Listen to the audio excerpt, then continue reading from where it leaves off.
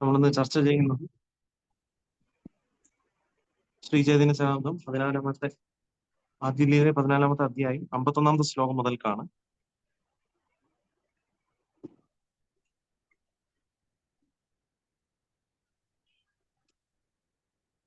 ജയ ജയ ശ്രീ ചൈതന്യ ജയ നിത്യാനന്ദ ജയ ദ്വൈത ചന്ദ്ര ജയ ഗൗരഭക്ത വൃന്ദ. ജയ ജയ ശ്രീ ചൈതന്യ ജയ നിത്യാനന്ദ ജയ ദ്വൈത ചന്ദ്ര ജയ ഗൗരഭക്ത വൃന്ദ. ജയ ജയ ശ്രീ ചൈതന്യ ജയ നിത്യാനന്ദ ജയ ദ്വൈത ചന്ദ്ര ജയ ഗൗരഭക്ത വൃന്ദ. ഹരേ കൃഷ്ണ. ശ്രീചൈതന്യ ചരിതാമൃതം ആദിലീല 14-ാമത്തെ അധ്യായം മഹാപ്രഭുവിന്റെ ബാല്യലീല അധ്യായത്തിലെ 51-ാമത്തെ ശ്ലോകം. ആപനി ചന്ദന പരി പരേന ഫുലമാല നൈവേദ്യ കാടിയ ഗാന സന്ദേശാചാരകാല. ആപനി ചന്ദന പരി പരേന ഫുലമാല നൈവേദ്യ കാടിയ ഗാന സന്ദേശേ ചാലകല. ആപനി ചന്ദന പരി പരേന ഫുലമാല നൈവേദ്യ കാടിയ ഗാന സന്ദേശ ചാലകല. ശബ്ദാർത്ഥം: ആപനി സ്വയം തന്നെ, ചന്ദന ചന്ദനക്കുഴമ്പ്, പരി ശരീരത്തിൽ പുരട്ടുക, പരേന എടുത്ത്, ഫുലമാല പുഷ്പഹാരങ്ങൾ, നൈവേദ്യം കാടിയ തട്ടിപ്പറിച്ച്, ഖാന ഭക്ഷിച്ചു, സന്ദേശ മധുരദ്രവ്യങ്ങൾ, ചാല അരി, കാല നേന്ത്രപ്പഴങ്ങൾ. വിവർത്തനം ഭാവാർത്ഥം: കൃഷ്ണകൃപാമൂർത്തി ശ്രീ ശ്രീമദ് അരവിന്ദ ഭക്തിവേദ സ്വാമി പ്രഭുപാദ് ശീല പ്രഭുപാദ് കി ജയ്. വിവർത്തനം: പെൺകുട്ടികളുടെ അനുവാദമില്ലാതെ തന്നെ മഹാപ്രഭു അവരുടെ ചന്ദനക്കുഴമ്പ് സ്വന്തം ശരീരത്തിൽ പുരട്ടുകയും പുഷ്പഹാരങ്ങൾ കണ്ടത്തിൽ അണിയുകയും മധുരപലഹാരങ്ങളും അരിയും വാഴപ്പഴങ്ങളും അടങ്ങുന്ന നൈവേദ്യങ്ങളുമെല്ലാം തട്ടിപ്പറിച്ച് ഭക്ഷിക്കുകയും ചെയ്യുമായിരുന്നു.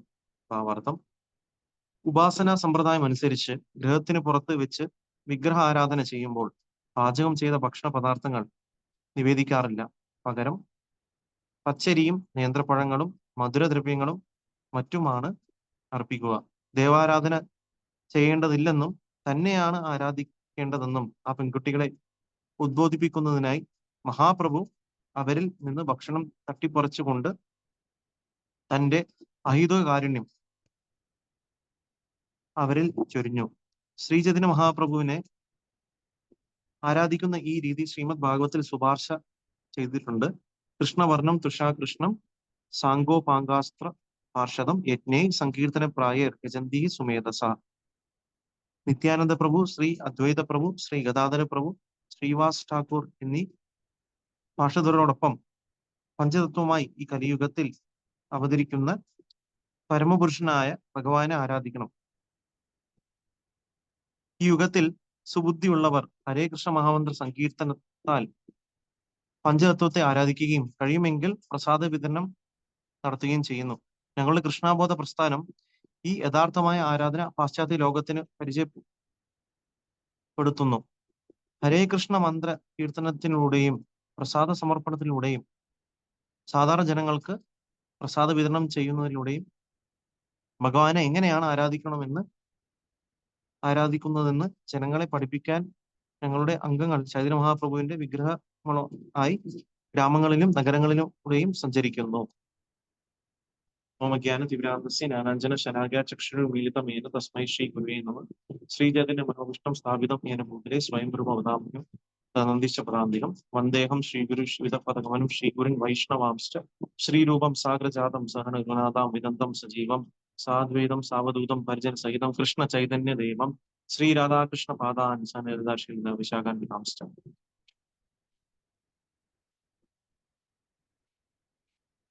നമോ വിഷ്ണുപാദായ കൃഷ്ണപ്രേഷ്ഠായ ഭൂതലേ ശ്രീമതേ ഭക്തി വേദാന്ത സ്വാമിനിധി നാമനെ. നമസ്തേ സാരസ്വതേ ദേവേ ഗൗരവാണി പ്രചാരിണെ നിർവിശേഷ ശൂന്യവാദി പാശ്ചാത്യ ദേശകാരിണെ. ജയ ശ്രീകൃഷ്ണ ചൈതന്യ പ്രഭു നിത്യാനന്ദ ശ്രീ അദ്വൈത ഗദാധര ശ്രീവാസാദി ഗൗരഭക്ത വൃന്ദ. ഹരേ കൃഷ്ണ കൃഷ്ണ കൃഷ്ണ ഹരേ ഹരേ ഹരേ രാമ രാമ രാമ ഹരേ ഹരേ. വാഞ്ചാകൽപതരുഭ്യശ്ച കൃപാസിന്ധുഭ്യ ഏവ ച പതിതാനാം പാവനേഭ്യോ വൈഷ്ണവേഭ്യോ നമോ നമഃ. ഹരേ കൃഷ്ണ. നമ്മൾ ചർച്ച ചെയ്യുന്നത് 14-ാമത്തെ അധ്യായമാണ് ചരിതാമൃതത്തിലെ. അപ്പൊ ഈ ഒരു അധ്യായം ചൈതന്യ മഹാപ്രഭുവിന്റെ ബാല്യകാല ലീലകൾ എന്ന അധ്യായമാണ്. അപ്പം നമുക്ക് കാണാൻ സാധിച്ചു കഴിഞ്ഞ കുറച്ച് ശ്ലോകങ്ങളിൽ എങ്ങനെയാണ് ഭഗവാൻ ശ്രീകൃഷ്ണൻ ചെയ്ത ലീലകൾ പോലെ തന്നെ ചൈതന്യ മഹാപ്രഭു അദ്ദേഹത്തിന്റെ ലീലകൾ അതിമധുരമായിട്ട് അദ്ദേഹം ലീലകൾ ചെയ്തു. അപ്പൊ ഇതില് നമ്മൾ നോക്കുകയാണെന്നുണ്ടെങ്കിൽ ഈ ഒരു ലീല നമുക്കറിയാം, ഇവിടെ നമുക്ക് കാണാൻ സാധിക്കും. അപ്പം ഇവിടെ നമുക്ക് ഗംഗാധരി നദിയുടെ തറത്ത് ഈ ലീല നടക്കുകയാണ്. അപ്പൊ ഇവിടെ ചൈതന്യ മഹാപ്രഭു ഇവിടെ പെൺകുട്ടികള് ഈ ഒരു ഗംഗാനദി തീരത്തിൽ ഇവര് വന്ന് അവര് കുളിക്കാൻ വന്നിരിക്കുകയാണ്. അപ്പം കുളിക്കാൻ വന്ന സമയത്ത് തന്നെ അതിന്റെ കൂട്ടത്തിൽ തന്നെ അവര് കുറച്ച് സാമഗ്രികൾ അവർ കൊണ്ടുവന്നിരിക്കുകയാണ്. അവർ കൊണ്ടുവന്ന എന്തിനാണ്? അപ്പൊ അവര് നോക്കുകയാണെന്നുണ്ടെങ്കിൽ അവര് ബാക്കിയുള്ള ദേവീദേവന്മാരെ ആരാധിക്കാൻ വേണ്ടിയിട്ട് അവിടെ എന്താ ചെയ്യുക? അപ്പൊ അവര് എന്താണ് ശിവഭഗവാനൊക്കെ ആരാധിച്ച് അല്ലെങ്കിൽ ബാക്കിയുള്ള ദുർഗയൊക്കെ അവര് ആരാധിക്കാൻ വേണ്ടിയിട്ടാണ് അവര് ഈ ഒരു സാമഗ്രികളൊക്കെ കൊണ്ടുവന്നിരിക്കുന്നത്. അപ്പൊ അവര് പറയാണ് അല്ലെ, അപ്പൊ ഇവിടെ ചൈതന്യ മഹാപ്രഭു പറയാണ്, നിങ്ങൾ എന്നെ ആരാധിക്കൂ, ഞാൻ നിങ്ങൾക്ക് നല്ല ആശീർവാദങ്ങളും നല്ല ഭർത്താക്കന്മാരെ തരാം എന്ന് പറയാണ്. അപ്പൊ അദ്ദേഹം പറഞ്ഞു കൊടുക്കുകയാണ്, അതായത് ഈ കാണുന്ന ഗംഗയും അല്ലെങ്കിൽ ഈ ദുർഗാദേവിയും അല്ലെങ്കിൽ ഈ ശിവഭഗവാൻ അവരൊക്കെ എന്റെ സേവകന്മാരാണ്. അപ്പം അതുകൊണ്ട് നിങ്ങൾ എന്നെ ആരാധിച്ചാൽ മതി ഉള്ള കാര്യമാണ് ചൈതന്യ മഹാപ്രഭു പറയുന്നത്. അപ്പം ഇത് കേട്ടപ്പോ അവര് ഉടനെ തന്നെ അവര് ഉദ്ദേശിച്ചത് എന്താണ്? അവര് ദേവീദേവന്മാരെ ആരാധിക്കാം എന്നുള്ള ആ ഒരു മൂടോടെയാണ് അവർ വന്നിരിക്കുന്നത്. അപ്പൊ ഇതിനുശേഷം അവരുടെ ഒന്നും അനുവാദമില്ലാതെ തന്നെ ഇവിടെ ഭഗവാൻ ചൈതന്യ മഹാപ്രഭു അവരുടെ ചന്ദനക്കുഴമ്പും അവർ കൊണ്ടുവന്ന സാമഗ്രികളൊക്കെ എടുത്ത് പൂമാലയൊക്കെ പുഷ്പഹാരങ്ങൾ അണിയുകയും പിന്നെ മധുരപലാങ്ങനെ അതൊക്കെ എടുത്ത് കഴിക്കുകയൊക്കെ ചെയ്തു. അപ്പം ഇവിടെ നമുക്ക് മനസ്സിലാക്കാം, ശീല പ്രഭുപാദ ഭാരതത്തിൽ പറയുന്നുണ്ട്, സാധാരണഗതിയിൽ നമ്മൾ ഉപാസന സമ്പ്രദായം അതനുസരിച്ച് നമ്മൾ നോക്കുകയാണെന്നുണ്ടെങ്കിൽ നമ്മള് വീട്ടിന് പുറത്ത് ഗൃഹത്തിന് പുറത്ത് വെച്ച് നമ്മൾ വിഗ്രഹാരാധന ചെയ്യുന്ന സമയത്ത് നമ്മൾ നമ്മൾ എന്താ ചെയ്യുക? പാചകം ചെയ്ത് അതായത് കുക്ക് ചെയ്ത ഭക്ഷണങ്ങൾ നമ്മൾ ഒരിക്കലും നിവേദിക്കാറില്ല. അപ്പൊ അതുകൊണ്ടാണ് ഇവിടെ അവര് എന്താ ചെയ്തത്? അതിന് പകരമായിട്ട് അവര് പച്ചരി പിന്നെ നേന്ത്രപ്പഴം ഇങ്ങനത്തെ മധുരദ്രവ്യങ്ങളൊക്കെയാണ് അവര് സമർപ്പിക്കുന്നത്. ഓക്കെ, അങ്ങനെ ചെയ്യുന്ന സമയത്ത്. അപ്പൊ ഇവിടെ നമുക്ക് അറിയാം, വളരെ വ്യക്തമായിട്ടും ഇവിടെ നമുക്ക് പറഞ്ഞു തരാണ് ചൈതന്യ മഹാപ്രഭു, ദേവാരാധന ചെയ്യേണ്ട യാതൊരു ആവശ്യമില്ല. കാരണം എന്താണ്? ഭഗവാൻ ചൈതന്യ മഹാപ്രഭുവിനെ ആരാധിച്ചാൽ മതി എന്ന കാര്യമാണ് ഇവിടെ ചൈതന്യ മഹാപ്രഭു പഠിപ്പിച്ചു തരുന്നത്. അപ്പൊ നമ്മൾ ഓരോരോ ദേവന്മാരെ പ്രസാദിപ്പിക്കേണ്ട ആവശ്യമില്ല. തന്നെ അതായത് ചൈതന്യ മഹാപ്രഭുവിനെ ആരാധിച്ചാൽ തന്നെ അവർക്ക് എന്ത് വേണോ അതെല്ലാം ഭഗവാൻ നൽകും എന്നുള്ള കാര്യമാണ് ഇവിടെ ഉദ്ബോധിക്കുന്നത്. അപ്പൊ അതുകൊണ്ടാണ് ഇവിടെ ചൈതന്യ മഹാപ്രഭു എന്താ ചെയ്തത്? അപ്പൊ അവരതിന് തയ്യാറായില്ലെങ്കിൽ കൂടി ഭഗവാൻ അദ്ദേഹത്തിന്റെ കാരുണ്യം കൊണ്ട് എന്ത് ചെയ്തു? അവരിൽ നിന്ന് തട്ടിപ്പറിച്ചുകൊണ്ട് അദ്ദേഹം അത് കഴിച്ചു. ഇൻഡയറക്ട്ലി അവർ കൊണ്ടുവന്ന സാധനങ്ങൾ ഭഗവാൻ കഴിക്കുന്നുണ്ട്. എന്തായി? അവർ ഭഗവാനെ പ്രീതിപ്പെടുത്തുന്ന തുല്യമായിട്ട് മാറുകയാണ്. അപ്പൊ അതാണ് ഇവിടെ ചൈതന്യ മഹാപ്രഭു പറയുന്നത്. അപ്പൊ നമുക്കറിയാം അല്ലേ, അപ്പൊ നമുക്ക് ഒരു വൃക്ഷത്തിന്റെ പേരിൽ വെള്ളം ഒഴിക്കുന്ന സമയത്ത് അതിന്റെ എല്ലാ പൂക്കൾക്കും പുഷ്പങ്ങൾക്കും ഒക്കെ തൊട്ടി കിട്ടുന്ന പോലെ തന്നെ നമ്മൾ എന്താ ഭഗവാൻ ഹരി അല്ലെങ്കിൽ ചൈതന്യ മഹാപ്രഭു ഭഗവാൻ കൃഷ്ണൻ തന്നെയാണ്. അദ്ദേഹത്തിനെ ആരാധിക്കുന്നത് കൊണ്ട് എല്ലാ ദേവന്മാർക്കും എല്ലാ ജീവജാലങ്ങൾക്കും സന്തോഷം കിട്ടുന്നതാണ് ശ്രീമദ് ഭാഗവതത്തിൽ പറയുന്നത്. ഒരു ശ്ലോകത്തിൽ പറയുന്നു, യഥാ തരോർ പോലും നിശേചനത്തിന് തൃപ്പന്തി തത്സ്കന്ധ ഭുജോപശാഖ പ്രാണാപഹാർത്തോ യഥേന്ദ്രിയാനം സർവാഹണം യത് അച്യുതേജ്യ എന്ന ശ്ലോകത്തിൽ പറയുന്നുണ്ട്. അതായത് യഥാ തരോർ മൂലം നിശ്ചയിച്ചനില്ല. അപ്പൊ എങ്ങനെയാണോ നമ്മൾ ഒരു വൃക്ഷത്തിന്റെ വേരിൽ വെള്ളം ഒഴിക്കുമ്പോൾ അതിന്റെ പൂക്കൾക്കും പുഷ്പങ്ങൾക്കും ഇലകൾക്കും ഒക്കെ തുഷ്ടി കിട്ടുന്ന പോലെ, അതുപോലെ തന്നെ നമ്മൾ എങ്ങനെയാണ് നമ്മൾ ഭക്ഷണം നമ്മൾ കഴിക്കുമ്പോൾ ആവശ്യത്തിന് കൊടുക്കുന്ന സമയത്ത് അതിന്റെ എല്ലാ ഇന്ദ്രിയങ്ങൾക്കും ഒക്കെ തുഷ്ടി കിട്ടുന്നത്. അതുപോലെ തന്നെ നമ്മൾ സർവാഹനം അച്യുതേജ്യ, അതായത് ഭഗവാൻ കൃഷ്ണനെ ആരാധിക്കുന്നതുകൊണ്ട് എല്ലാ ജീവജാലങ്ങൾക്കും എല്ലാവർക്കും സന്തോഷം കിട്ടുന്നതാണ് ശ്രീമദ് ഭാഗവതം പറയുന്നത്. ഇപ്പൊ നമ്മൾ എന്താ ചെയ്യുന്നത്? അപ്പോൾ സാധാരണഗതിയിൽ ഓരോ ദേവീദേവന്മാരെ ആരാധിക്കേണ്ട ആവശ്യമില്ല. ഭഗവാൻ കൃഷ്ണനെ ആരാധിച്ചു കഴിഞ്ഞാൽ ഓട്ടോമാറ്റിക്കലി എല്ലാവരും പ്ലീസ്ഡ് ആവും എന്ന കാര്യമാണ് നമുക്ക് ഈ ശ്ലോകത്തിലൂടെ പറഞ്ഞു തരുന്നത്. അപ്പൊ അതാണ് ഇവിടെ ചൈതന്യ മഹാപ്രഭു പറഞ്ഞു തരുന്നത്. അപ്പം ഇതിലും പറയുന്നു, ശ്രീമദ് ഭാഗവതത്തിലെ ശ്ലോകത്തിൽ പറയുന്നു, കൃഷ്ണവർണം തൃഷാകൃഷ്ണം സാങ്കോ പങ്കാസ്ത്ര പാർഷദം യസ്യ സങ്കീർത്തനെ പ്രായ വൃന്ദി സുമേധസ യജ്ഞ സങ്കീർത്തനെ പ്രായം. അപ്പൊ ഈ എന്താണ് ഇപ്പൊ ഈ കലിയുഗത്തിലുള്ള യജ്ഞം എന്ന് പറയുന്നത് എന്താണ്? നമ്മൾ പല പല യജ്ഞങ്ങൾ പറയും അല്ലെ? ഇപ്പൊ പല പല യജ്ഞങ്ങൾ കണ്ടു, രാജസൂയ യജ്ഞം, അശ്വമേധ യജ്ഞം, ഇപ്പൊ പല പല യജ്ഞങ്ങൾ. പക്ഷെ ഈ കലിയുഗത്തിൽ നമുക്ക് എല്ലാ വ്യക്തികളും ചെയ്യാൻ പറ്റുന്ന യജ്ഞം എന്താണ്? യജ്ഞ സങ്കീർത്തന പ്രായർ, സങ്കീർത്തനമാണ് ഈ കലിയുഗത്തിലെ യജ്ഞം എന്ന് പറയും. അതുകൊണ്ട് നാമജപത്തിലൂടെ നമുക്ക് എല്ലാ ബാക്കി യുഗങ്ങളിൽ നമ്മൾ ചെയ്ത പല പല യജ്ഞങ്ങൾ ഇല്ലേ നമ്മൾ നോക്കുകയാണെന്നുണ്ട് ഇല്ലേ? നമ്മൾ ഭാഗവത്തിൽ പറയുന്ന പോലെ തന്നെ ഹൃദയധ്യായതോ വിഷ്ണു പ്രേതായോ യജതയോ മതി താപരെ പരിചര്യായം കലോതത് ഹരി കീർത്തന അല്ലെ? അപ്പം സത്യയുഗത്തിൽ ഹൃദയധ്യായതോ വിഷ്ണു, ഹൃദയയുഗമായ സത്യയുഗത്തിൽ നമ്മളെന്താണ് ധ്യായതോ വിഷ്ണു, നമ്മൾ ധ്യാനം മെഡിറ്റേഷൻ ആണ് ചെയ്യുന്നത് അല്ലെ? വിഷ്ണുവിനെ മെഡിറ്റേഷൻ ചെയ്യുന്നത്. അതുപോലെ തന്നെ ത്രേതായോ യജതോ മകെ, അപ്പം നമ്മൾ ത്രേതായുഗത്തില് നമ്മൾ എന്താണ് വലിയ വലിയ യജ്ഞങ്ങൾ യാഗങ്ങൾ ചെയ്യുന്നു. ദ്വാപരെ പരിചര്യായം, അപ്പം ദ്വാപരത്തിൽ എന്ത് ചെയ്യുന്നു? വലിയ വലിയ അമ്പലങ്ങൾ കിട്ടി വലിയ വലിയ വിഗ്രഹങ്ങൾ നമ്മൾ ആരാധന ചെയ്യുന്നു. അപ്പൊ കലോത ഹരി കീർത്തന, കലിയുഗത്തിൽ നമ്മൾ ഹരിയുടെ നാമജപം ആണ് ഇതിന്റെ യുഗധർമ്മം. അപ്പൊ ഈ പല പല യുഗധർമ്മങ്ങൾ പറയുന്നുണ്ടെങ്കിലും അപ്പൊ ഈ കലിയുഗത്തിലെ യുഗധർമ്മമായിട്ട് പറയുന്നതാണ് കലോത ഹരി കീർത്തന. അപ്പൊ കലിയുഗത്തിൽ ഭഗവാന്റെ സങ്കീർത്തന യജ്ഞം, ഇനി തിരുനാമങ്ങൾ ജപിച്ചുകൊണ്ട് തന്നെ ഒരു വ്യക്തിക്ക് എന്താണ് ഭഗവാൻ കൃഷ്ണനെ വളരെ എളുപ്പമായിട്ടും നമുക്ക് പ്രീതിപ്പെടുത്താൻ സാധിക്കും. ബാക്കിയുള്ള യുഗത്തിലൊക്കെ നമ്മൾ പല പല തപസ്സുകൾ അനുഷ്ഠിക്കുമെങ്കിൽ കൂടി കലിയുഗത്തിൽ എന്താണ്, കലിയുഗത്തിൽ പല പല ദോഷങ്ങൾ ഉണ്ടെങ്കിൽ കൂടി ഭഗവാൻ കാരുണ്യം തന്നിരിക്കുന്നത് എങ്ങനെയാണ്? ചൈതന്യ മഹാപ്രഭു അവതരിച്ചുകൊണ്ടാണ് ഈ കാരുണ്യം തന്നിരിക്കുന്നത്. ചൈതന്യ മഹാപ്രഭുവിന്റെ ഭഗവാൻ എന്താ ചെയ്യുന്നത്? ഈ നാമ പ്രചരണം ചെയ്തുകൊണ്ട് ഓരോ വ്യക്തികൾക്കും മുൻ യോഗ്യത ഇല്ലാതെ തന്നെ എല്ലാ വ്യക്തികൾക്കും കൃഷ്ണപ്രേമം ലഭിക്കാൻ സാധിക്കും എന്ന കാര്യമാണ് പറയുന്നത്. അപ്പൊ അതാണ് കൃഷ്ണാബോധ പ്രസ്ഥാനം നമുക്ക് തരുന്നതിലുള്ള ശീലപ്രഭാത് പറഞ്ഞത് അല്ലെ? കൃഷ്ണാബോധ പ്രസ്ഥാനം എന്താ ചെയ്യുന്നത്? അവർ പല പല സ്ഥലങ്ങളിൽ പോയിട്ട് നാമപ്രചരണം ചെയ്യുകയും ഗ്രന്ഥവിതരണം ചെയ്യുകയും അതുപോലെ തന്നെ അവരെന്താ ചെയ്യുന്നത്? പ്രസാദ വിതരണം ചെയ്തുകൊണ്ട് ഓരോ വ്യക്തികളെയും ചൈതന്യ മഹാപ്രഭു പരിചയപ്പെടുത്തി കൊടുക്കുകയാണ് ചെയ്യുന്നത് അല്ലെ? അപ്പൊ നമുക്ക് എത്ര പേര് ചൈതന്യ മഹാപ്രഭു പറ്റി അറിയാൻ സാധിക്കും അല്ലെ? നമ്മൾ കൃഷ്ണാബോധ പ്രസ്ഥാനത്തിൽ വരാത്ത ആൾക്കാർക്ക് ചൈതന്യ മഹാപ്രഭു എന്ന് പറഞ്ഞൊരു ആ, ഭഗവാൻ തന്നെയാണെന്നുള്ള ചൈതന്യ മഹാപ്രഭു കേട്ട ആൾക്കാർ തന്നെ വളരെ കുറവായിരിക്കും നമ്മൾ നോക്കുകയാണെന്നുണ്ടെങ്കിൽ അല്ലെ? വളരെ കുറച്ച് ആൾക്കാരാണ് ചൈതന്യ മഹാപ്രഭു പറ്റി കേട്ടിരിക്കുന്നത്. പക്ഷെ നമുക്ക് ഇവിടെ എന്താ കാണാൻ സാധിക്കാം?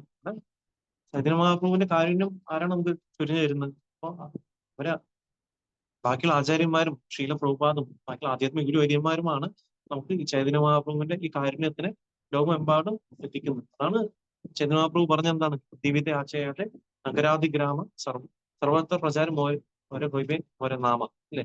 അപ്പം എന്റെ നാമം ഈ ലോകത്തിലെ എല്ലാ എല്ലാ എല്ലാ നഗരങ്ങളിലും ഗ്രാമങ്ങളിലും പ്രചരണം നടത്തപ്പെടുന്നതാണ് പറഞ്ഞത്. അപ്പം ആ ഒരു വാക്യത്തിനെ അന്വർത്ഥമാക്കിയതാണ് ശീല പ്രഭുപാദ്. കാരണം അദ്ദേഹമാണ് ഈ ഒരു ചൈതന്യ മഹാപ്രഭുവിന്റെ കാരുണ്യത്തിന് പാശ്ചാത്യ ദേശത്തിലും ലോകമെമ്പാടും അദ്ദേഹം എത്തിച്ചിരിക്കുന്നു. അപ്പം ആ കാരുണ്യത്തിന് എത്തിക്കുന്നതിൽ ഈ പ്രസ്ഥാനത്തിൽ വന്ന ഓരോ വ്യക്തിത്വങ്ങൾക്കും അതിന്റെ ഒരു കടമയുണ്ട്. അപ്പൊ അവരെന്താ ചെയ്യുക? അത് നാമത്തിന് നമ്മൾ സ്വയം നാമജപം നമ്മൾ ജപിക്കുക. അതുപോലെ തന്നെ ഈ നാമത്തിന് നമ്മുടെ ഈ കാരുണ്യം ആവുന്ന നാമത്തിന് പ്രചരണം ചെയ്തുകൊണ്ട് എല്ലാവരിലും എത്തിക്കുക ഉള്ള ഡ്യൂട്ടി കൂടി നമുക്ക് എല്ലാവർക്കും ഉണ്ട്. അപ്പൊ അതാണ് ഈ ഭാവാർത്ഥ ശീല പ്രഭ എന്ന് പറയുന്നത്. ഹരേകൃഷ്ണ പ്രസ്ഥാനം എന്താണ്? ചൈതന്യ മഹാപ്രഭു എന്താണ് ആശയം കൊണ്ടുവന്നത്? ആ ആശയത്തിന് നിലനിർത്തിക്കൊണ്ട് മുന്നോട്ട് പോവുകയാണ് ചെയ്യുന്നത്. അപ്പൊ അതിലും നമുക്ക് കിട്ടിയ ഈ ഒരു ഭാഗ്യത്തിന് നമുക്ക് ബാക്കിയുള്ളവർക്ക് കൊടുക്കാനും സാധിക്കും. നമ്മുടെ നാമം ജപിക്കുക, ബാക്കിയുള്ളവർക്ക് ചൈതന്യ മഹാപ്രഭു ആരാണെന്ന് പറഞ്ഞു കൊടുക്കുക, അവരെയും കൊണ്ട് തിരുനാമങ്ങൾ ജപിക്കാൻ അവരെയും പ്രേരണ കൊടുക്കുക അതാണ് നമ്മുടെ ഡ്യൂട്ടി. ഇനി അടുത്ത ശ്ലോകത്തിലോട്ട് പോവാം. ശ്ലോകം 52. ക്രോധേ കന്യാഗണ കഹേ ശുന ഹേ നിമായി ഗ്രാമസംബന്ധേ ഹവോ തുമി അമ സഭാരഭായി. ശബ്ദാർത്ഥം: ക്രോധേ കോപത്തിൽ, കന്യാഗണം കഹേ പറഞ്ഞു, ശുന കേൾക്കൂ, ഹേ അല്ലയോ, നിമായി ഗ്രാമം, സംബന്ധേ ബന്ധത്തിൽ, ഹവോ ആകുന്നു, തുമി നീ, ആരാ, ഞങ്ങളുടെ, സഭാര എല്ലാവരുടെയും, ഭായി സഹോദരൻ. വിവർത്തനം: നിമായിയുടെ ഈ പ്രവൃത്തി മൂലം കന്യാഗണം അവനോട് അങ്ങേയറ്റം കുപിതരായി. പ്രിയപ്പെട്ട നിമായി, അവർ പറഞ്ഞു, ഗ്രാമബന്ധം കണക്കിലെടുക്കുമ്പോൾ നീ ഞങ്ങൾക്ക് സഹോദര തുല്യനാണ്. ശ്ലോകം 53. താമസപാകാര പക്ഷേ ഇഹാ കരിതേ യുയായ നലാഹ ദേവത സജ്ജ നകര അന്യായ. ശബ്ദാർത്ഥം ആരാ സഭാകാര ഞങ്ങളുടെ എല്ലാം പക്ഷേ പക്ഷേ ഇഹ ഇത് ഹരിതേ ചെയ്യാൻ ഞാ അരുത് യുയായ യോജിച്ചത് നാ അല്ല ലഹ എടുക്കുക ദേവത ദേവന്മാർ സജ്ജ ആരാധനയ്ക്കുള്ള സാമഗ്രികൾ നാ അരുത് കര ചെയ്യുക അന്യായ ദ്രോഹം. വിവർത്തനം അതുകൊണ്ട് നീ ഇങ്ങനെ പ്രവർത്തിക്കുന്നത് നന്നല്ല. ദേവന്മാരെ ഉപാസിക്കുന്നതിനുള്ള സാമഗ്രികൾ എടുക്കരുത്. ഈ വിധത്തിൽ ഞങ്ങളെ ശല്യപ്പെടുത്തരുത്. ശ്ലോകം 54. പ്രഭു കഹേ ത്വമാ സഭാ കെ ദില ഏ വര ത്വമാ സഭാര ഭർത്ത ഹവേ പരമസുന്ദര. ശബ്ദാർത്ഥം പ്രഭു കഹേ മഹാദേവൻ മറുപടി പറഞ്ഞു. ത്വമാ നിങ്ങൾ, സഭാ കെ എല്ലാവർക്കും, ദില നൽകാം, വരം ത്വമാ സഭാര നിങ്ങളുടെ എല്ലാവരുടെയും, ഭർത്താക്കന്മാർ, ഹവേ ഉണ്ടാകും, പരമ വളരെ, സുന്ദരൻ. വിവർത്തനം മഹാപ്രഭു മറുപടി പറഞ്ഞു. സഹോദരിമാരെ, നിങ്ങളുടെ ഭർത്താക്കന്മാർ സുന്ദരന്മാർ ആയിരിക്കാൻ ഞാൻ നിങ്ങൾക്ക് വരം നൽകാം. ശ്ലോകം 55. പണ്ഡിത വിദഗ്ധ യുവ ധനധാന്യവാൻ സാത പുത്ര അഭേച്ഛിരായ മതിമാൻ. ശബ്ദാർത്ഥം പണ്ഡിതൻ, വിദഗ്ധൻ, യുവാവ്, ധനധാന്യവാൻ ധനികൻ, സാത്ത 7 വീതം, പുത്രന്മാർ,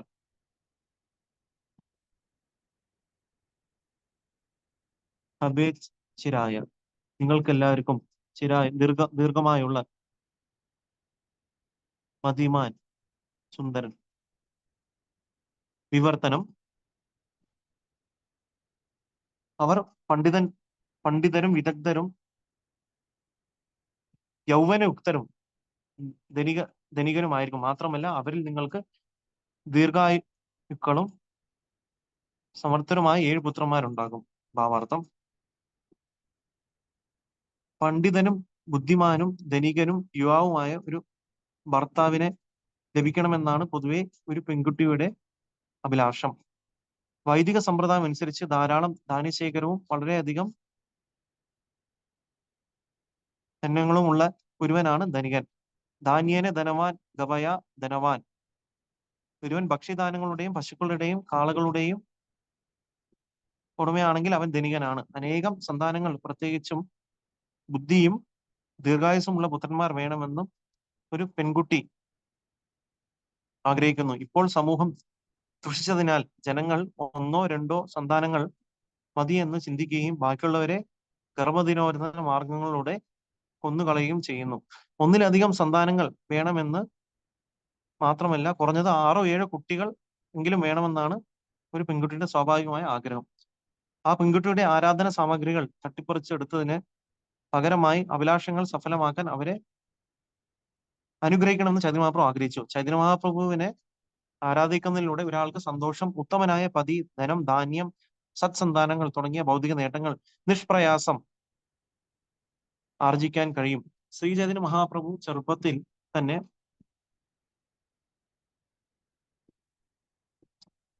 സന്യാസം സ്വീകരിച്ചെങ്കിലും ഭക്തന്മാരും അങ്ങനെ സന്യാസം സ്വീകരിച്ച് അവിടുത്തെ പിന്തുടരണമെന്നില്ല. ഒരു ഗൃഹസ്ഥനായി ജീവിക്കാം, പക്ഷേ നിർബന്ധമായും ചൈതന്യ മഹാപ്രഭുവിന്റെ ഭക്തനായിരിക്കണം.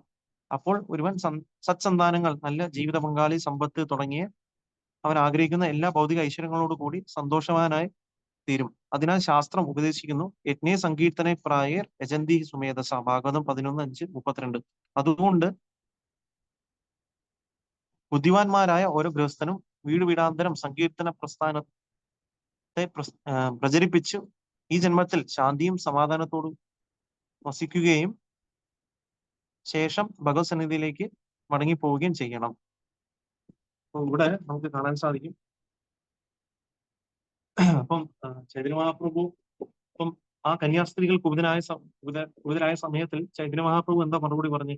നിങ്ങൾക്ക് നല്ല സുന്ദരന്മാരായ ഭർത്താക്കന്മാരെ ലഭിക്കും. അപ്പൊ അതുപോലെ തന്നെ ഒരുപാട്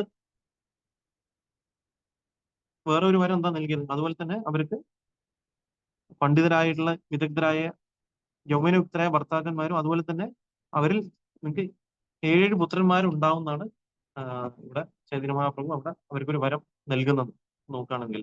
അപ്പൊ അവിടെ നോക്കുകയാണെങ്കിൽ കന്യാസ്ത്രീകള് ദേവീദേവന്മാരെ ആരാധിച്ചുകൊണ്ട് എന്താണോ ആഗ്രഹിച്ചത് അതേ ആഗ്രഹം തന്നെ ഇവിടെ എന്താ ചെയ്യുന്നത്? ഇവിടെ ചൈതന്യ മഹാപ്രഭു അവർക്ക് കൂടുതൽ അനുഗ്രഹമാണ് ഇവിടെ നൽകുന്നത്. അപ്പം ചൈതന്യ മഹാപ്രഭുവിനെ ആരാധിക്കുന്നതുകൊണ്ട് ഒരു വ്യക്തിക്ക് എന്തെല്ലാം വേണമോ അത് നമുക്ക് നൽകപ്പെടും എന്ന് പറയുന്നുണ്ട് അല്ലെ. നമ്മൾ എന്താണല്ലേ ഭഗവാൻ വിഷ്ണു നമ്മളെ ഭഗവത്ഗീതയിൽ പറയുന്നത് അനന്യശ്ചിന്ത എന്തോമാം ഏജന പരിഭാസത തേഷാം നിത്യാഭിയുക്താനം യോഗക്ഷേമം മഹാമിഹം അല്ലെ. അപ്പൊ അതിൽ ഭഗവാൻ പറയുന്നുണ്ട് അല്ലെ. അപ്പൊ അതിൽ 9-ാം അധ്യായത്തിൽ 22-ാമത്തെ ശ്ലോകത്തിൽ പറയുന്നു. അപ്പൊ എന്താണോ ഏത് വ്യക്തിയാണോ നിരന്തരം ഭഗവാനെ ആരാധിക്കുന്നത് ആ വ്യക്തിക്ക് തേഷാം നിത്യാഭിയുക്താനം യോഗക്ഷേമമായി എന്തൊക്കെ അദ്ദേഹത്തിന് എന്ത് വേണോ അത് ഭഗവാൻ തരികയും ചെയ്യും, ഇല്ലത് നിലനിർത്തുകയും ചെയ്യും എന്നാണ് ഭഗവാൻ പറയുന്നത്. അപ്പൊ അതുപോലെ തന്നെ ഒരു വ്യക്തി ചൈതന്യ മഹാപ്രഭുവിനെ ആരാധിക്കുന്നതുകൊണ്ട് അദ്ദേഹത്തിന് എന്തൊക്കെ വേണമോ അത് ഭഗവാൻ അവിടെ തരും എന്നുള്ള കാര്യമാണ് പറയുന്നത്. അപ്പം ഇതിൽ പറയുന്നു വൈദിക സംസ്കാരം അനുസരിച്ച് അല്ലെ. അപ്പൊ നമ്മൾ നോക്കുകയാണെന്നുണ്ടെങ്കിൽ ഒരു വ്യക്തിയുടെ എന്താണ് ഒരു വ്യക്തിയുടെ നമ്മൾ നോക്കുകയാണെന്നുണ്ടെങ്കിൽ ഒരു വ്യക്തി എങ്ങനെയാണ് ധനവാനാണ് നമുക്ക് മനസ്സിലാക്കാൻ സാധിക്കുക എന്ന കാര്യമാണ് ശീല പ്രഭുപാദ ഭാവാർത്ഥത്തിൽ ആദ്യം പറയുന്നത്. അപ്പൊ അതില് വ്യക്തമായിട്ടും പറയുന്നുണ്ട് അല്ലെ. അപ്പം ധനേന ധാന്യവാൻ ഗവേന രണ്ട് കാര്യമാണ് പറയുന്നത് അല്ലെ. അപ്പൊ ധനേന ധാന്യവാൻ ഇപ്പൊ രണ്ട് കാര്യത്തിലൂടെയാണ് നമുക്ക് അറിയാൻ സാധിക്കുക ഒരു വ്യക്തി എങ്ങനെയാണ് ഒരു വ്യക്തി ധാന്യേന ധാന്യവാൻ ഗവയ ധനവാൻ അല്ലെ. ഒരു വ്യക്തി സമ്പന്നാണ് എങ്ങനെ അറിയാൻ സാധിക്കും? അദ്ദേഹത്തിന് ഒരുപാട് ധാന്യങ്ങൾ ഉണ്ടാവുകയും അതുപോലെ തന്നെ ഒരുപാട് പശുക്കളും കാളകളൊക്കെ ഉണ്ടെങ്കിൽ ആ വ്യക്തി അപ്പാണ് ധാന്യവാൻ എന്ന് പറയുന്നത് വൈദിക സംസ്കാരം അനുസരിച്ച്. അപ്പൊ അതുപോലെ തന്നെ നമ്മുടെ ശീലപ്രഭാത് ഒരു കാര്യം കൂടി പറയാണ്, ഏതൊരു യുവതിക്കും ആഗ്രഹം എന്താണ്? നല്ല വളരെ ഒരു സുന്ദരനായ ഒരു ഭർത്താവിനെയും വളരെ ബുദ്ധിമാനും യൗവനവുമായ കഴിവുള്ള ഒരു വ്യക്തിയാണ് ആഗ്രഹിക്കുന്നത്. അപ്പൊ അതുപോലെ തന്നെ ഒരു സ്ത്രീയുടെ ആഗ്രഹമാണ് ഒന്നിൽ കൂടുതൽ പുത്രന്മാരെ അല്ലെങ്കിൽ പുത്രന്മാരുണ്ടാകുക കാര്യം അവർ ആഗ്രഹിക്കുന്നു. അതുപോലെ തന്നെ അവർ ഒരുപാട് ബുദ്ധിമാന്മാരും ഒരുപാട് ആയുസ്സുള്ള വ്യക്തികളും ആയിട്ടുള്ള വ്യക്തികളെ വേണമെന്നാണ് ആഗ്രഹിക്കുന്നത്. പക്ഷെ ഇന്നത്തെ കാലത്ത് എന്താ സംഭവിക്കുക? അപ്പൊ ഇന്നത്തെ കാലത്തിൽ ശീലപ്രഭാത് പറയാണ്, പലപ്പോഴും നമ്മൾ ചിന്തിക്കുന്നതാണ് നമ്മുടെ സൊസൈറ്റി അല്ലെങ്കിൽ നമ്മുടെ രാജ്യത്തിൽ നമ്മൾ നോക്കാൻ ലോകത്തിൽ ഇപ്പം പോപ്പുലേഷൻ അല്ലെങ്കിൽ നമ്മൾ എന്താണ് ഒരുപാട് ജനസംഖ്യ കൂടുന്നതുകൊണ്ട് എന്താണ് പറയുന്നത്? അപ്പൊ അവർ പറയുന്നതാണ് നിങ്ങൾ 1-2 കുട്ടികൾ ഉണ്ടാക്കിയാൽ മതി ഉള്ള കാര്യം, പിന്നെ ബാക്കിയുള്ളവരെ നമുക്ക് എന്താ ചെയ്യാം ഗർഭനിരോധനം കാരണം കൊന്നു കളയാന്നുള്ള രീതിയിലാണ് അവരിത് പറയുന്നത് പല രീതിയിൽ. പക്ഷെ ഇത് ഒരിക്കലും നമ്മൾ നോക്കുകയാണെന്നുണ്ടെങ്കിൽ ശീലപ്രഭാത് പലപ്പോഴും പറയാറുണ്ട്, അപ്പൊ നമ്മൾ എത്രത്തോളം ഭൂമിയിൽ എത്ര ആൾക്കാർ നമ്മൾ നോക്കുകയാണെന്നുണ്ടെങ്കിൽ ജനസംഖ്യ എത്ര കൂടിയാലും അവർക്ക് കഴിക്കേണ്ട സാമഗ്രികൾ ഈ ലോകത്തിലുണ്ട്. പക്ഷെ ഒരു വ്യക്തിയുടെ അത്യാഗ്രഹം കാരണമാണ് പലപ്പോഴും എന്താ സംഭവിക്കുക ബാക്കിയുള്ളവർ കിട്ടാതെ വരുന്നത്. ഇപ്പൊ എല്ലാ വ്യക്തികളുടെ ആവശ്യങ്ങൾക്കുള്ള കാര്യങ്ങൾ ഇവിടെ ഉണ്ട്. പക്ഷെ ഒരു വ്യക്തിയുടെ അത്യാഗ്രഹത്തിലുള്ള കാര്യങ്ങൾ ഈ ലോകം തരില്ല. നമ്മുടെ ആവശ്യങ്ങൾ എന്താണോ അതിനുള്ള കാര്യങ്ങൾ ഈ ലോകത്തിൽ നമുക്ക് കിട്ടും. പക്ഷെ നമ്മുടെ അത്യാഗ്രഹത്തിലുള്ള കാര്യങ്ങൾ ഇവിടെ കിട്ടില്ല. അതുകൊണ്ടാണ് നമുക്ക് പലപ്പോഴും ഇവിടെ കാണാൻ സാധിക്കുക ചില വ്യക്തികൾ ഒരുപാട് പണപ്പെട്ടവരാകുന്നു, കുറച്ച് വ്യക്തികൾക്ക് ഒന്നുമേ ഇല്ലാതാവുന്നു. ഇതിന്റെ കാര്യം എന്താണ്? സൊസൈറ്റിയിൽ ഒരു ഇംബാലൻസ് വരുന്നതുകൊണ്ടാണ്. പക്ഷെ അന്ന് കാലത്തിൽ അങ്ങനെ ഒരു പ്രശ്നം വരുന്നുണ്ടായിരുന്നു. അപ്പൊ അന്നത്തെ കാലത്തിലെ രാജ ഋഷി എന്ന് പറഞ്ഞ വ്യക്തികൾ എന്ത് ചെയ്യും? എല്ലാവർക്കും എല്ലാം കിട്ടുന്നുള്ള കാര്യം ഉറപ്പുവരുത്തുന്നുണ്ട്. ഇന്നത്തെ കാലത്തിൽ നിർഭാഗ്യവശാൽ നമ്മൾ വൈദിക സംസ്കാരം അനുസരിച്ചല്ല ജീവിതം നയിക്കുന്നത്. അതുകൊണ്ട് എന്താ സംഭവിക്കുക? അപ്പൊ പലപ്പോഴും ചില വ്യക്തികൾക്ക് ഒന്നും കിട്ടുന്നില്ല, ചില വ്യക്തികൾ ഒരുപാട് കിട്ടുന്നു. അപ്പൊ അങ്ങനെ ആ ഒരു വ്യത്യാസം വരുന്നുണ്ട്. അതുകൊണ്ടാണ് ഇന്ന് നമുക്ക് പലപ്പോഴും നമ്മൾ നോക്കുകയാണെന്നുണ്ടെങ്കിൽ പലപ്പോഴും ഇവിടെ എന്താ നമുക്ക് ജനസംഖ്യ കൂടുതൽ വരുന്നു. അതുകൊണ്ടാണ് നമുക്ക് പലപ്പോഴും എക്കണോമിക് ആയിട്ടുള്ള പല ബുദ്ധിമുട്ടുകൾ വരുന്നു എന്ന് ആൾക്കാർ തെറ്റിദ്ധരിക്കുന്നുണ്ട്. അപ്പൊ ഇവിടെ അതിനുശേഷം ശീലപ്രഭാത് ഭാവാർത്ഥത്തിൽ പറയുന്നു, നമ്മൾ കാണുന്നുണ്ടെങ്കിൽ ഇപ്പൊ പ്രഭാത് എന്താണ് പറയുന്നത്? പിന്നെ പറയുന്നു ഇപ്പം ഇവിടെ ചൈതന്യ മഹാപ്രഭു അവരുടെ കാര്യങ്ങളൊക്കെ തട്ടിപ്പറിച്ചതിന് പകരമായിട്ട് ചൈതന്യ മഹാപ്രഭു എന്താണ് അവർക്ക് അവരുടെ ആഗ്രഹം അല്ലെ, അവരുടെ എന്താണോ ആഗ്രഹം ആ ആഗ്രഹത്തിന് നിലനിർത്താൻ വേണ്ടിയിട്ട് അദ്ദേഹം അനുഗ്രഹം ചൊരിയുന്നു എന്ന കാര്യമാണ് പറയുന്നത്. അപ്പൊ അതുകൊണ്ട് പ്രഭുപാദ് പറയുന്നതാണ് നമുക്കുള്ള എല്ലാ ദുഃഖങ്ങൾക്കും ഒരേ ഒരു ശമനം എന്ന് പറഞ്ഞാൽ എന്താണ്? നമുക്ക് ചൈതന്യ മഹാപ്രഭുവിനെ ആശ്രയിക്കാനുള്ള കാര്യമാണ് അല്ലെ. അപ്പൊ ചൈതന്യ മഹാപ്രഭുവിനെ ആശ്രയിക്കുന്ന ഒരു വ്യക്തിക്ക് സന്തോഷവും അതുപോലെ തന്നെ എന്താണോ ഭൗതികമായിട്ട് വേണ്ട കാര്യങ്ങൾ അത് ഭഗവാൻ തന്നിരിക്കും എന്നുള്ള കാര്യമാണ് ഇവിടെ പറയുന്നത്. അപ്പൊ അതേ സമയത്ത് നമ്മൾ മനസ്സിലാക്കേണ്ട ഒരു കാര്യം കൂടി തന്നെയാണ്, അപ്പൊ ചൈതന്യ മഹാപ്രഭുവിനെ നമ്മൾ പിന്തുടരുക എന്നുകൊണ്ട് ഉദ്ദേശിക്കുന്നതാണ് ചൈതന്യ മഹാപ്രഭു സന്യാസം എടുത്തത് കൊണ്ട് അവരുടെ ഭക്തന്മാർക്കും സന്യാസം എടുക്കുന്ന നിർബന്ധമില്ല. ശീലപ്രഭാതം വളരെ വ്യക്തമായിട്ടും ഇതിൽ പറയുന്നുണ്ട്. അപ്പൊ ഒരു വ്യക്തിക്ക് ഇപ്പൊ അദ്ദേഹത്തിന് ബ്രഹ്മചാരിയായിട്ട് ഇരുന്ന് വൈദിക സംസ്കാരം അനുസരിച്ച് നമ്മൾ നോക്കുകയാണെങ്കിൽ ആദ്യത്തെ 25 വർഷം ഒരു വ്യക്തി ബ്രഹ്മചാരി ആശ്രമത്തിലാണ് ട്രെയിനിങ് കൊടുക്കുന്നത്. അപ്പൊ ഒരു വ്യക്തിക്ക് ബ്രഹ്മചര്യം കണ്ടിന്യൂ ചെയ്ത് മുന്നോട്ട് പോകാൻ പറ്റുകയാണെങ്കിൽ അത് ഏറ്റവും നല്ലതാണ്. അതേസമയത്ത് ഒരു വ്യക്തിക്ക് ഇന്ദ്രിയങ്ങളെ നിയന്ത്രിക്കാൻ ബുദ്ധിമുട്ടുകളും ബാക്കി ഭൗതികമായിട്ടുള്ള ആഗ്രഹങ്ങളൊക്കെ ഉണ്ടെന്നുണ്ടെങ്കിൽ ഒരു വ്യക്തി ഗൃഹസ്ഥ ജീവിതം എടുത്തുകൊണ്ട് തന്നെ ഭക്തിസേവനം മുന്നോട്ട് കൊണ്ടുപോകാം എന്നുള്ള കാര്യമാണ് ചൈതന്യ മഹാപ്രഭു പറയുന്നത്. അപ്പൊ എക്സ്റ്റേണലി ചൈതന്യ മഹാപ്രഭു സന്യാസം എടുത്തത് എന്തിനാണ്? പ്രചരണം ചെയ്യാൻ വേണ്ടിയിട്ടാണ് അദ്ദേഹം സന്യാസം എടുത്തത്. അപ്പൊ അതുകൊണ്ട് ഒരു വ്യക്തിക്ക് ഒരു ഗൃഹസ്ഥനായിക്കൊണ്ട് തന്നെ ചൈതന്യ മഹാപ്രഭുവിന്റെ ഏറ്റവും ഉത്തമ ഭക്തനായിട്ട് മാറാനും സാധിക്കും. എന്താ ചെയ്യേണ്ടത്? അപ്പൊ അദ്ദേഹം ചെയ്യേണ്ട കാര്യം എന്താണ്? ഓരോ ഓരോ ഗൃഹസ്ഥ ഭക്തനും ചൈതന്യ മഹാപ്രഭു തന്ന ശിക്ഷണങ്ങൾ അല്ലെ, ആരോ ഉദയിക്കോ താരക്കോ കൃഷ്ണ ഉപദേശം, നമ്മൾ കാണുന്ന വ്യക്തികൾക്കൊക്കെ കൃഷ്ണ ഉപദേശങ്ങൾ പറഞ്ഞു കൊടുക്കുക, നാമം ജപിക്കുക, നമ്മൾ നാമപ്രചരണം ചെയ്യുക ഉള്ള കാര്യമാണ് നമ്മൾ ചെയ്യുന്നത്.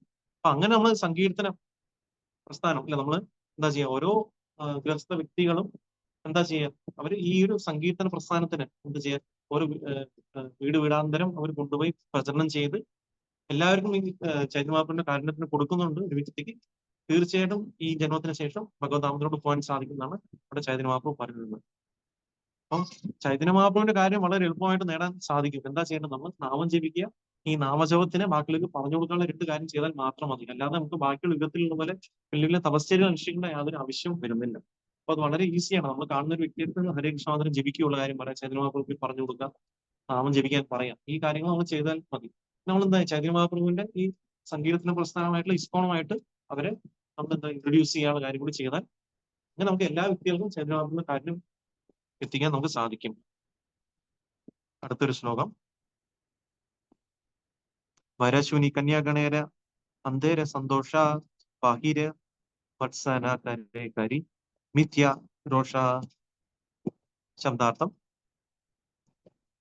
വരശുനി വരം കേട്ട് കന്യാഗണേര പെൺകുട്ടികളുടെ അന്തരെ ഉള്ളിൽ സന്തോഷം ബാഹീരെ ബാഹ്യമായി വത്സന വസിക്കുക കരെ ചെയ്തു കരി ഉണ്ടാക്കിയ മിഥ്യ തെറ്റായ രോഷ കോപം. വിവർത്തനം: ശ്രീചൈതന്യ മഹാപ്രഭുവിനെ അനുഗ്രഹം ശ്രവിച്ച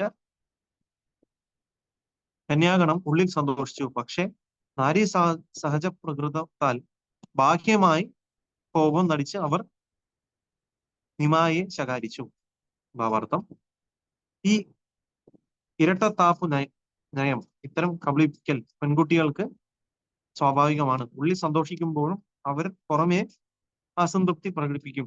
അത്തരം കഠിനമായ പെരുമാറ്റങ്ങൾ അവരുമായി ചങ്ങാത്തം സ്ഥാപിക്കാൻ ശ്രമിക്കുന്ന ആൺകുട്ടികൾക്ക് വളരെ രുചികരമാണ്. അപ്പൊ ഇവിടെ പറയുന്നു, ഇപ്പം ഈ വരങ്ങൾ കേട്ട ഉടനെ തന്നെ ഈ കന്യാഗണങ്ങളുടെ ഉള്ളിൽ ഒരുപാട് സന്തോഷമുണ്ടായി. കാരണം എന്താണ്? എല്ലാ അനുഗ്രഹങ്ങളും ചൈതന്യമാപ്രഭു തരികയാണ്. അപ്പൊ സന്തോഷമായി. പക്ഷെ അതേ സമയത്ത് അവരെന്താ സംഭവിച്ചത്? അവരുടെ ആ സ്ത്രീകളുടെ പ്രകൃതമാണ് പലപ്പോഴും എന്താണ്, ഭാഗ്യമായിട്ട് അവരെന്ത് ചെയ്തു? കോപം നടിച്ചു എന്നുള്ള കാര്യമാണ് ഇവിടെ പറയുന്നത്. അപ്പം ശീലപ്രഭുപാദ് പറയുന്നു, അപ്പം സ്ത്രീകളുടെ ഒരു യുണീക്ക് ആയിട്ടുള്ള ഒരു ക്വാളിറ്റി അല്ലെങ്കിൽ നേച്ചറാണ് ഈ ഒരു കാര്യം. അപ്പൊ പെൺകുട്ടികൾക്ക് എന്താണ് പലപ്പോഴും എന്താ ഉള്ളിൽ സന്തോഷിക്കുന്ന സമയത്ത് അവർ പലപ്പോഴും പുറമെ ഒരു അസംതൃപ്തി കാണിക്കും. അപ്പൊ അതുകൊണ്ട് എന്താ സംഭവിക്കുക? ആ ചങ്ങാത്തത്തിൽ കൂടുതൽ രസം കൂട്ടാൻ വേണ്ടിയിട്ടാണ് പലപ്പോഴും അവര് ഈ ഒരു പെരുമാറ്റങ്ങൾ കൊണ്ടുവരുന്നുള്ള കാര്യമാണ് ഇവിടെ പറയുന്നത്. അപ്പൊ ആ ഒരു രീതിയിലാണ് അവർ പലപ്പോഴും ഉള്ളിൽ സാറ്റിസ്ഫൈഡ് ആണെങ്കിലും പുറമെ അവർ ഡിസാറ്റിസ്ഫൈഡ് ആണെന്ന് പലപ്പോഴും അവർ കാണിക്കും എന്നുള്ള കാര്യമാണ് ഇവിടെ പറയുന്നത്. ശ്ലോകം 37. കോനകന്യ പലായില നൈവേദ്യ വിയ്യ ലയ്യ താരേദ കീ കഹേ പ്രഭു ചക്രോധ ഹയ്യ. ശബ്ദാർത്ഥം: കോനകന്യ പെൺകുട്ടികളിൽ ചിലർ, പലായില ഓടിപ്പോയി, നൈവേദ്യം ലയ്യ എടുത്തുകൊണ്ട് പോകുക, താരെ അവരോട്, ദാക്കി വിളിക്കുക, കഹേ പറഞ്ഞു, പ്രഭു ഭഗവാൻ, സക്രോയ്യ ദേഷ്യത്തിൽ ഹയ്യ ആയി തീർന്നു. വിവർത്തനം: പെൺകുട്ടികളിൽ ചിലർ ഓടിക്കളയാൻ ശ്രമിച്ചപ്പോൾ നിമായി ക്രോധത്തോടെ അവരെ വിളിച്ച് ഇപ്രകാരം പറഞ്ഞു. ശ്ലോകം 58. യതി നൈവേദ്യനാദേഹ ഹയ്യ കൃപണി ഗൂഢാഭർത്ത ഹബേ ആര ചാരി ചാരി സതിനി. യതി ശബ്ദാർത്ഥം: യതി എങ്കിൽ, നൈവേദ്യ അർപ്പണം, ഞാൻ ഇല്ലെങ്കിൽ, ദേഹ എനിക്ക് തരുക, ഹയ്യ ആയിത്തീരും, കൃപണി ലുബ്ധൻ, ഗുഡ വൃദ്ധൻ, ഭർത്താവ്, ഹബേ ഉണ്ടാകും, ആര ചാരി നാല്, സതിനി സഹപത്നിമാർ. വിവർത്തന ഭാവാർത്ഥം: കൃഷ്ണകൃപാമൂർത്തി ശ്രീ ശ്രീമദ് അഭയചരണാരവിന്ദ ഭക്തിവത്സവ പ്രഭുപാദ് ശീല പ്രഭുപാദ് കി ജയ്. വിവർത്തനം: കൃപണരായ നിങ്ങൾ എനിക്ക് നൈവേദ്യം നൽകാതിരുന്നാൽ നിങ്ങൾ ഓരോരുത്തർക്കും കുറഞ്ഞത് 4 സഹപത്നിമാരെങ്കിലും ഉള്ള വൃദ്ധനായ ഒരു ഭർത്താവിനെ ലഭിക്കും. ഭാവാർത്ഥം: അക്കാലത്ത് 50 വർഷം മുമ്പ് വരെ പോലും ഭാരതത്തിൽ ബഹുഭാര്യത്വം സ്വതന്ത്രമായി അനുവദിക്കപ്പെട്ടിരുന്നു. ഉയർന്ന ജാതിയിലുള്ള ബ്രാഹ്മണരും വൈശ്യരും, പ്രത്യേകിച്ച് ക്ഷത്രിയരും, ഒരു പുരുഷന് ഒന്നിലേറെ സ്ത്രീകളെ വിവാഹം കഴിക്കാമായിരുന്നു. മഹാഭാരതത്തിലും ഭാരതത്തിന്റെ പഴയ ചരിത്രങ്ങളിലും ക്ഷത്രിയ രാജാക്കന്മാർ അനേകം സ്ത്രീകളെ വിവാഹം കഴിച്ചിരുന്നതായി നമുക്ക് കാണാം. വൈദിക സംസ്കാരം അനുസരിച്ച് ഇതിനെതിരെ വിലക്കുകൾ ഇല്ലായിരുന്നു. അതുപോലെ തന്നെ പുരുഷൻ 50 വയസ്സ് കഴിഞ്ഞാൽ പോലും വിവാഹം കഴിക്കാമായിരുന്നു. പക്ഷെ അനേകം ഭാര്യമാരുള്ള ഒരു പുരുഷനെ വിവാഹം ചെയ്താൽ ഭർത്താവിന്റെ സ്നേഹം അനേകം ഭാര്യമാർക്കായി പങ്കുവെക്കപ്പെടുന്നതിനാൽ അത് സന്തോഷകരമായ കാര്യമായിരുന്നില്ല. തനിക്ക് നൈവേദ്യം സമർപ്പിക്കാൻ തയ്യാറാകാതിരുന്ന പെൺകുട്ടികളെ കുറഞ്ഞത് 4 ഭാര്യമാരെങ്കിലുമുള്ള ഒരു പുരുഷന്മാർ വിവാഹം ചെയ്യും എന്ന് ശപിക്കാൻ മഹാപ്രഭു ആഗ്രഹിക്കുന്നുവെന്ന് ഇവിടെ ബാഹ്യമായി തോന്നിക്കുന്നു. ഒരു പുരുഷന് ഒന്നിലധികം ഭാര്യമാര് ആകാമെന്ന് സാമൂഹിക ഘടനയെ ഈ വിധത്തിൽ വേണമെങ്കിൽ പിന്തുണയ്ക്കാം. പൊതുവെ എല്ലാ സമൂഹത്തിലും സ്ത്രീകളുടെ സംഖ്യ പുരുഷന്മാരുടെ സംഖ്യയേക്കാൾ വളരെ അധികമാണ്. എല്ലാ പെൺകുട്ടികളും വിവാഹിതരാകണമെന്നത് സാമൂഹിക തത്വമാകുന്ന പക്ഷം ബഹുഭാര്യത്വം അനുവദിക്കാതെ സാധ്യമല്ല. എല്ലാ പെൺകുട്ടികളും വിവാഹിതരാകാത്ത പക്ഷം വ്യഭിചാരത്തിന് വളരെ ഏറെ സാധ്യതയുണ്ട്. വ്യഭിചാരം അനുവദിക്കപ്പെടുന്ന ഒരു സമൂഹം ശാന്തവും പരിശുദ്ധവും ആയിരിക്കില്ല. കൃഷ്ണാബോധ സമിതിയിൽ ഞങ്ങൾ അവിഹിത ലൈംഗിക ജീവിതം വിലക്കിയിട്ടുണ്ട്. ഓരോ പെൺകുട്ടിക്കും ഒരു ഭർത്താവിനെ കണ്ടെത്തുകയാണെന്ന് പ്രായോഗികമായ ബുദ്ധിമുട്ട്. അതുകൊണ്ട് ഭർത്താവിന് ഒന്നിലേറെ ഭാര്യമാരെ സംരക്ഷിക്കാൻ കഴിവുള്ള പക്ഷം ഞങ്ങൾ ബഹുഭാര്യത്വത്തെ അനുകൂലിക്കുന്നു. ഹരേ കൃഷ്ണ. അപ്പൊ ഇവിടെ നമുക്ക് ഈ നൈവേദ്യം ഭഗവാൻ കഴിക്കാൻ തുടങ്ങിയ സമയത്ത് അവിടെ നമുക്ക് കാണാൻ സാധിക്കും, ഇപ്പൊ കുറച്ച് സ്ത്രീകളൊക്കെ എന്താ ഓടിപ്പോയി അല്ലെ. അവര് ഇതേ എടുത്ത് കഴിച്ചല്ലോ, അപ്പൊ എന്റെ നൈവേദ്യം ഇവർ കഴിച്ചല്ലോ എന്ന് പറഞ്ഞ് അവർ ഓടിപ്പോയി. ചൈതന്യ മഹാപ്രഭുവിൽ നിന്ന് അവർ കേൾക്കാൻ ആഗ്രഹിച്ചില്ല. അപ്പൊ അങ്ങനത്തെ വ്യക്തികളെടുത്ത് ചൈതന്യ മഹാപ്രഭു എന്ത് ചെയ്തു? അപ്പൊ അവർക്ക് ഒരു ചെറിയ രീതിയിൽ ശാപം കൊടുക്കുകയാണ് ചെയ്തത്. എന്താണ് പറഞ്ഞത്? കൃപണനായ നിങ്ങൾ എനിക്ക് നൈവേദ്യം നൽകാതിരുന്നാൽ നിങ്ങൾ ഓരോരുത്തർക്കും കുറഞ്ഞ 4 സഹപത്നിമാരെങ്കിലും ഉള്ള ബുദ്ധനായ ഒരു ഭർത്താവിനെ ലഭിക്കും എന്നുള്ള കാര്യമാണ് ചൈതന്യ മഹാപ്രഭു പറഞ്ഞത്. അപ്പം നമുക്ക് 50 വർഷത്തിന് മുമ്പ് പോലും ഈ ബഹുഭാര്യത്വം ഉള്ള പോളിഗാമി എന്നുള്ള കാര്യം നമുക്ക് മുമ്പ് ഉണ്ടായിരുന്നു. കാരണം എന്ന് വെച്ചാൽ ഇവിടെ ശീലപ്രഭുപാദ് പറയുന്ന ഒരു കാര്യമുണ്ട്. നമുക്കറിയാം സ്ത്രീകളുടെ റേഷ്യോ അല്ലെ, നമ്മൾ സ്ത്രീ പുരുഷ റേഷ്യോ നമ്മൾ നോക്കുകയാണെന്നുണ്ടെങ്കിൽ സ്ത്രീകൾ കൂടുതലാണ്. അത്രയും സ്ത്രീകളാണെങ്കിൽ ശാസ്ത്രപ്പടി നമുക്ക് സ്ത്രീകൾ വിവാഹം ചെയ്തിരിക്കണം എന്നാണ് പറഞ്ഞത്. ഒരിക്കലും അവര് എന്താണ് പറയുന്നത്, ഒരിക്കലും ഇൻഡിപെൻഡന്റ് ആയിട്ട് ഇരിക്കാൻ പാടില്ല എന്ന കാര്യം ചാണക്യ പണ്ഡിതൻ പറയുന്നുണ്ട് അല്ലെ, നമ്മൾ നോക്കുകയാണെങ്കിൽ അല്ലെ. അപ്പം ഒരു സ്ത്രീ കുട്ടിയായിരിക്കുന്ന സമയത്ത് അവർ അച്ഛനമ്മമാർ നോക്കും. പിന്നെ കുറച്ചുകൂടി വലുതാകുമ്പോൾ എന്താ സംഭവിക്കുക?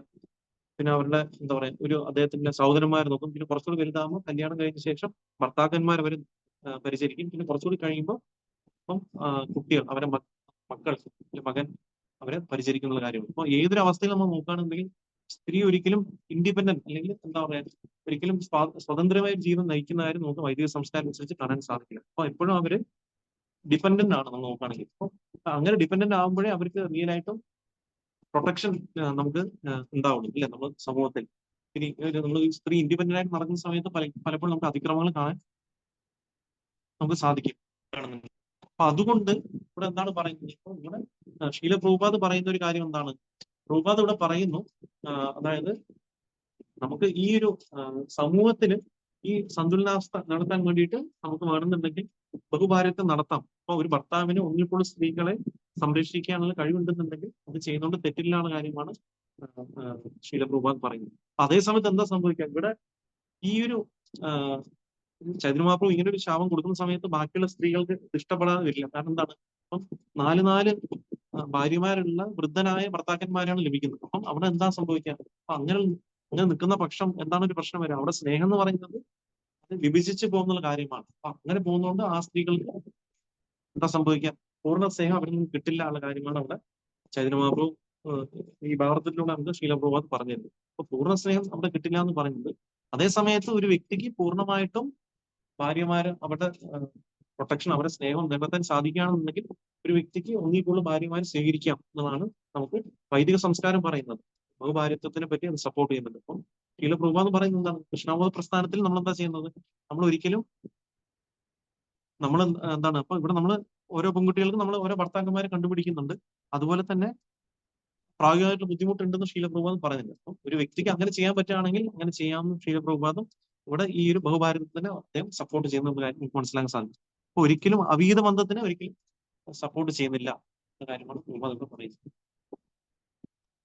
ഇനി അടുത്തൊരു ശ്ലോകം, ഇഹാശുനീത താസബാര മനെ ഹൈല ഭയക്കോന കിച്ചു ജാനെ കീവ ദേവാവിഷ്ടഹയ.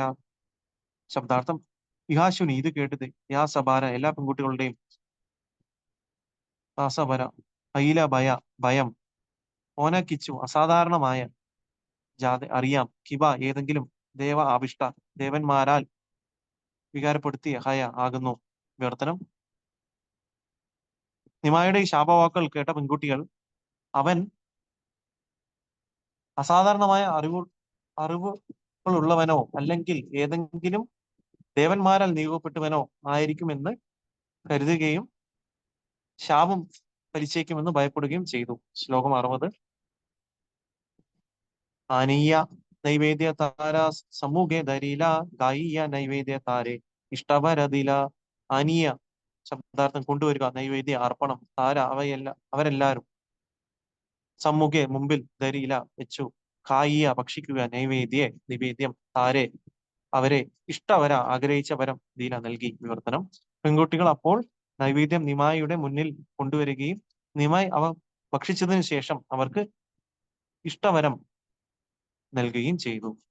ഹരേ കൃഷ്ണ. നമുക്ക് ഇവിടെ വെച്ച് എൻഡ് ചെയ്യാം. ഓൾമോസ്റ്റ് 5:45 ആയിരിക്കുന്നു.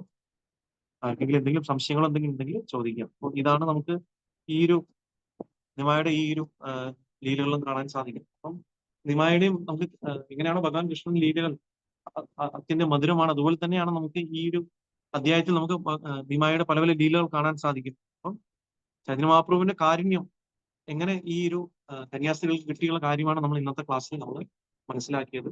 അപ്പം ചൈതന്യ മഹാപ്രഭുയുടെ കാരുണ്യം ഉണ്ടെങ്കിലേ നമുക്ക് ഭഗവാൻ കൃഷ്ണനെ നമുക്ക് സമീപിക്കാൻ സാധിക്കുള്ളൂ. അപ്പൊ ഇതിലൂടെ മനസ്സിലാക്കേണ്ട ഒരു കാര്യം എന്ന് പറഞ്ഞു കഴിഞ്ഞാൽ നമുക്കും ചൈതന്യമാവുടെ കാരുണ്യം ലഭിച്ചിരിക്കുകയാണ്, ഭക്തന്മാരുടെയും ശീലപ്രഭുപാദിനെയും ഒക്കെ കാരുണ്യം കൊണ്ട്. അപ്പൊ ഈ കിട്ടിയ കാരുണ്യത്തിനെ നമ്മൾ എന്താ ചെയ്യുക, നമ്മൾ കാരുണ്യത്തിനെ പൂർണ്ണമായിട്ടും അഭയം പ്രാപിക്കുക. അതുപോലെ തന്നെ ഈ കാരുണ്യത്തിനെ നമ്മൾ എല്ലാവർക്കും വിതരണം ചെയ്യുക എന്നതും നമ്മുടെ ഡ്യൂട്ടിയാണ്. അപ്പൊ നമുക്ക് എങ്ങനെ വിതരണം ചെയ്യാം, നമ്മൾ എല്ലാവർക്കും ഭഗവാൻ ഹരേ കൃഷ്ണ മാത്രം പ്രചരിപ്പിക്കുക, അതുപോലെ തന്നെ ചൈതന്യമാർഗവും ആരെങ്കിലും കാര്യം കൂടി പറഞ്ഞു കൊടുക്കുക. ഈ രണ്ട് കാര്യങ്ങളാണ് നമ്മൾ ചെയ്യുക. Hare Krishna. Hare Krishna. Thank you so much പ്രഭു. ഹരേ കൃഷ്ണ പ്രഭു.